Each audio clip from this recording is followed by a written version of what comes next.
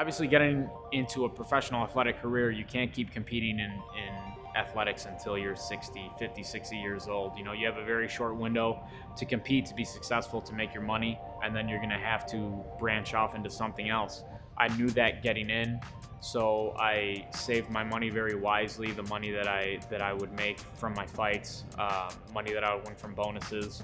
And I have one of my best friends was a teammate of mine in college at Elmhurst that we wrestled together. We're sitting in the middle of our living room one day, I believe it was junior year in college, just discussing what we wanted to do eventually. We talked about, you know, one day having some sort of gym, wrestling club. And obviously, as I started doing MMA, it kind of evolved from a wrestling gym or wrestling club into an MMA gym. And we finally pulled the trigger on it. And we had our soft opening on May 5th. We had our grand opening about a week after my last fight.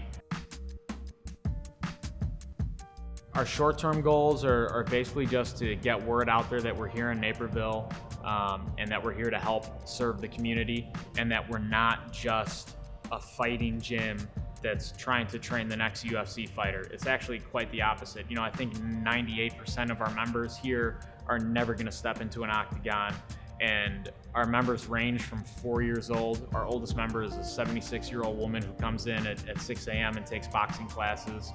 I think people like BJ Penn, who was, I believe, the first person to open a UFC gym, followed by Frankie and a couple of those other guys, and now Ricardo, of course. Not only is it an opportunity to spread their knowledge, but it's an opportunity to have professional business endeavors, maybe perhaps after their fighting career or throughout their fighting career. We've all seen professional athletes throughout all of the major sports, and certainly, you know, a growing sport like MMA, where they have these fruitful careers, and then after the fact, they really don't have any other stream of income. You know, Ricardo's a very savvy person, very smart, and so this is something he's always thought about doing, even though he's still right in the midst of an amazing career.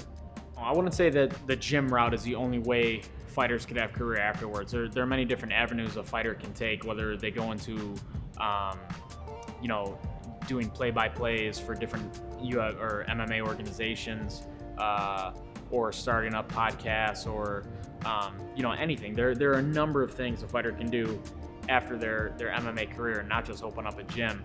I feel it's one of the avenues that makes the most sense to a fighter, because we pretty much live in a gym anyway when we're training and getting ready for fights.